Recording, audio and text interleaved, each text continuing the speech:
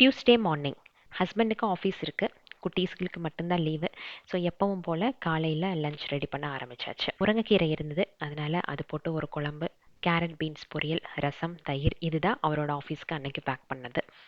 ஹரிஷ்மிதா ஸ்கூலுக்கு போயிட்டா அப்படின்னா ரசம் எதிர்பார்க்க மாட்டான், ஆனால் வீட்டில் இருந்தால் கண்டிப்பாக ரசம் வேணும். அதுவும் தயிர் சாப்பாட்டில் ரசம் ஊற்றி சாப்பிட்றது அவளுக்கு ரொம்ப பிடிக்கும். எனக்கு அந்த காம்பினேஷன் ரொம்ப ரொம்ப பிடிக்கும். உங்களில் யாருக்கு பிடிக்கும் அப்படின்ட்டு நம்மளோட கமெண்ட்ஸில் சொல்லுங்கள். பாட்டிலில் கொஞ்சம் கொத்தமல்லி ஸ்டோர் பண்ணி வச்சுருந்தேன், குக்கிங்க்கு யூஸ் பண்ணலாம் அப்படின்ட்டு தான்.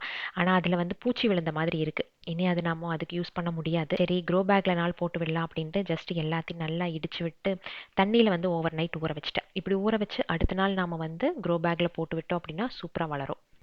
So Christmas new year holidays start ஆயிடுச்சு. எல்லாரும் செம்ம ஹாலிடே மூடில் இருப்பீங்க. இங்கெங்கே நான் ஊருக்கு போகலாம் அப்படின்னு பிளான் பண்ணேன், ஹரிஷ்மிதா அப்படியே ட்ராப் பண்ணி விட்டுட்டான்.